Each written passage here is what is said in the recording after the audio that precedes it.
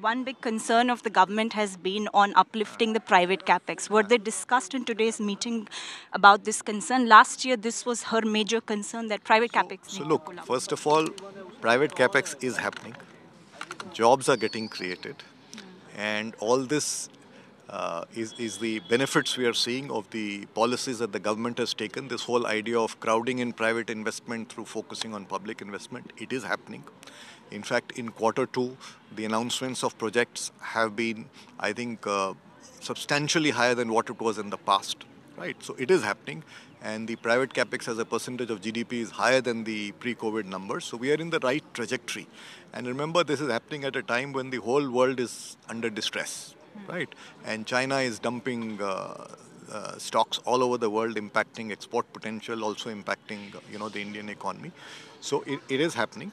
So our suggestions and focus today has been on how to provide further impetus to this, how to take it to the next level. And that is where, the suggestions we spoke about on areas that have high labor intensity, some suggestions pertaining to MSME, some suggestions pertaining to integrate India with global value chains, some suggestions on how we can boost consumption, and also to look at, very important aspect of natural resources, because a lot of economic activity depends on natural resources, is dependent on agriculture. Yeah. Agriculture also impacts inflation and therefore then depresses consumption.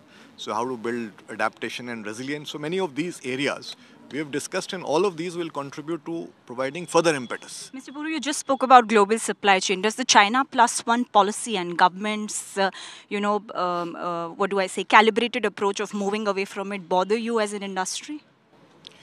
See, ultimately, we have to look at not just the efficiencies of sourcing. We have to be more strategic in it. There are inherent risks, and we have to, as industry, also as partners in India's economic progress, we have to be truly cognizant of it.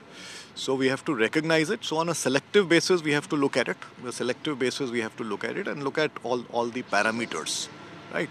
So I think the perspective is correct, and you also find that with the China+1 policy, India is also seeing the benefits with a lot of purposive steps taken in India. Like, see the way the electronic industry is getting a boost, right? No discussion of Trump in today's meeting. Thank you. Sir,